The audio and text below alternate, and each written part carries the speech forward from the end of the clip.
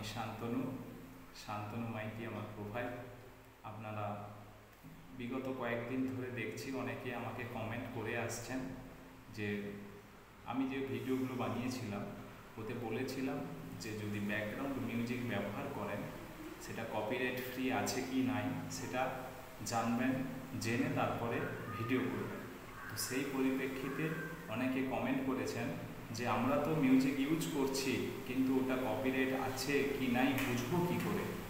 তাই সেই উদ্দেশ্যে তাদের জন্য ভিডিওটা বানিয়েছি, প্লাস সবাই দেখতে পারেন, কোনো অসুবিধে নেই। আর ভিডিওটি ভালো লাগলে লাইক, কমেন্ট, শেয়ার করবেন।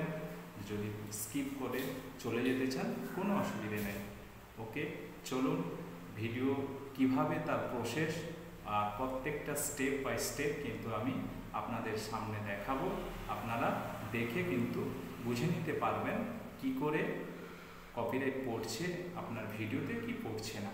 চলুন চলা যাক ফেসবুকের প্রোফাইলে। প্রথমে চলে এলাম, মোবাইলে সাইট করলাম, ফেসবুক অ্যাপসের উপর ক্লিক করলাম। ডান সাইডে দেখবেন এই যে 3টা ড্যাশ আছে, ওর উপর ক্লিক করব। এটা আমার শান্তনু মাইতি দেখতে পাচ্ছেন, এটা আমার প্রোফাইলেই দেখাচ্ছি। আস্তে আস্তে করে নিচের দিকে স্ক্রল ডাউন করবেন। নিচের দিকে নামার পরে দেখতে পাবেন অপশানগুলো। সিমোরের নিচে দেখছেন help and support, setting, privacy, professional access. তো প্রথমে হেল্প অ্যান্ড সাপোর্টে ক্লিক করব।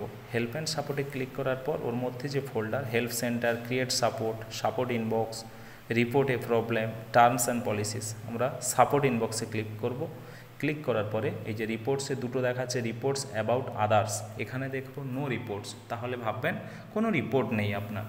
এই যে মেন যেটা হচ্ছে ইওর অ্যালার্টস, এখানে দেখছেন না, no violation, thank you for helping, keep Facebook safe for everyone. আর এই লেখাটা যদি থাকে, নো ভায়োলেশন দিয়ে টিক চিহ্ন থাকে, তাহলে ভাববেন আপনার ভিডিওতে যে মিউজিক ইউজ করছেন ব্যাকগ্রাউন্ডে ওগুলা কোনো কপিরাইট পড়ছে না। আর যদি কপিরাইট থাকতো তাহলে কিন্তু তখন কি করতে হবে, প্রত্যেকটা ফোল্ডারের উপর ক্লিক করে এক একটা ভিডিও যখন দেখাবে প্রত্যেকটার উপর ক্লিক করে কিন্তু এক একটাকে ডিলিট করতে হবে। কিন্তু আপনি যখন ডিলিট করতে যাবেন দুটো অপশান চাইবে, একটা অ্যাপোলজি, একটা ডিলিট। আপনি অ্যাপোলজি করবেন না, ক্ষমা স্বীকার করবেন যে ফেসবুকের কাছে যে আমি ভুল করেছি, ওইটা করে রেখে দিবেন না।